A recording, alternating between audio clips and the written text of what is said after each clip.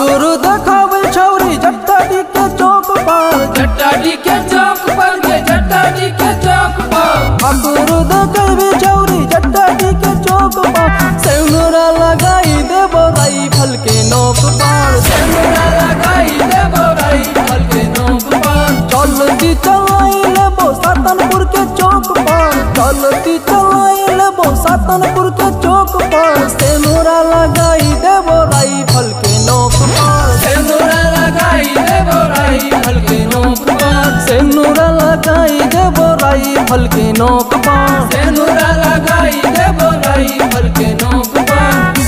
लगाई देबो राइफल के नोक पर।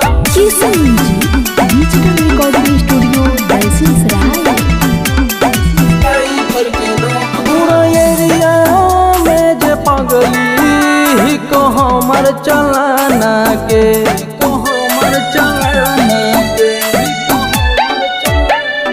प्रशासन नेता विधायक हियो हमरे दीवाना के, तहल्का मचाई लेबो खजूरी के चौक पर, तहल्का मचाई देबो खजूरी के चौक पर, सेनुरा लगाई देबो राइफल के नोक पर, सेनुरा लगाई देबो राइफल के नोक पर। सेनुरा लगाई देबो राइफल के नोक पर, सेनुरा लगाई देबो राइफल के नोक पर।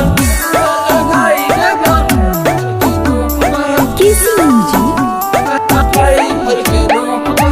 Digital recording studio Dalsinghsarai. Rifle के नोक पर। एक पावर छाती में इतना पूरा दुनिया हिलाई देबोगे,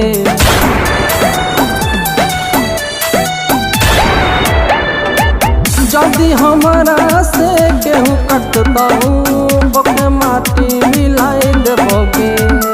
गणपत नरेंद्र बात करतोगे झोंक पर, गणपत नरेंद्र बात करतोगे झोंक पर, सेनुरा लगाई देबो राइफल के नोक पर, सेनुरा लगाई देबो राइफल के नोक पर। सेनुरा लगाई देबो राइफल के नोक पर, सेनुरा लगाई देबो राइफल के नोक